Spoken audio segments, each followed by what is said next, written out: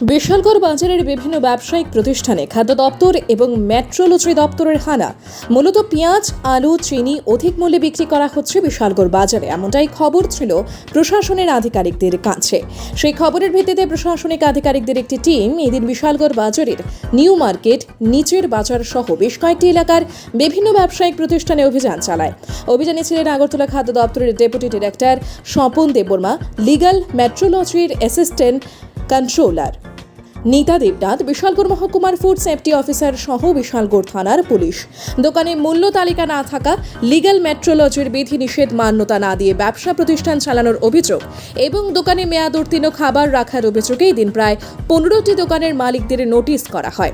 এইদিকে খাদ্য দপ্তর এবং মেট্রোলজি দপ্তরের কর্মীদের অভিযানের আগাম খবর পেয়ে অসাধু কিছু সংখ্যক ব্যবসায়ীরা তাদের ব্যবসায়িক প্রতিষ্ঠান বন্ধ করে অন্যত্র চলে যান।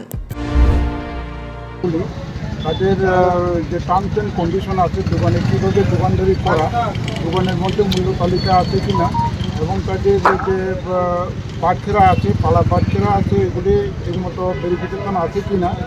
তারপরে পেঁয়াজের দাম, আলুর দাম, তারপরে জিনিসপত্রের দাম কীভাবে কী তারা গ্যাস মেমো আছে কি না, কোথায় থেকে আনছেন, কত করে দেখছেন, এগুলি যাচাই করার জন্য আজকে আমাদের এখানে সব কিছু চেক করেছি। এর মধ্যে কয়েকটা দোকানে আমরা গরমিল পেয়েছি। গরমিল বলতে তারা মূল্য তালিকা টাঙানো নাই এবং ভেরিফিকেশন ওয়েট অ্যান্ড লিগ্যাল মেট্রোলজির যে ভেরিফিকেশন সার্টিফিকেট থাকার কথা, এটাও কয়েকটা দোকানে আমরা পাইছি না।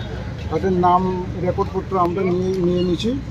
আগামীকালকের মধ্যে তাদেরকে নোটিশ দেওয়া হবে। Bureau report, news on time.